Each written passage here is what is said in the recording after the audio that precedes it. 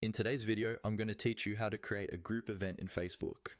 We'll go through the process step by step so that by the end, you'll know exactly how to set up an event that members of your Facebook group can see and join. First, open Facebook on your computer or in a browser on your device and navigate to the group where you want to host your event. You'll need to be a member of this group and in some cases, an admin or moderator, depending on the group's settings. Once you're on the group's main page, look for the Events section. This is usually found in the menu on the left side on desktop or by tapping the group's tabs on mobile. Click or tap on Events to open the group's event area. From the Events page, look for a button that says Create Event.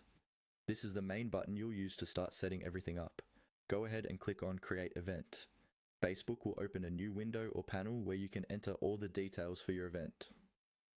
Now, you'll want to carefully type in the event details. Start with the event name.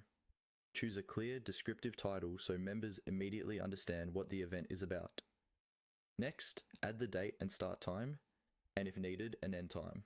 Double check the time zone if it's shown, especially if your group has members from different regions. Then set the location.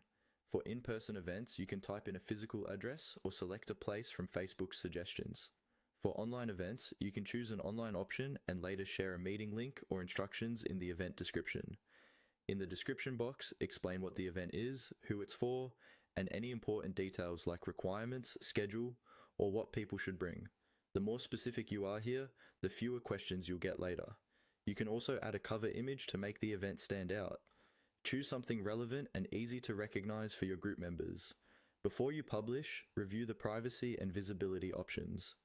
In most cases for group events, the event will match the privacy of the group, but it's still a good idea to confirm how visible it will be. Once all the details look correct and you're happy with everything, click on Create Event.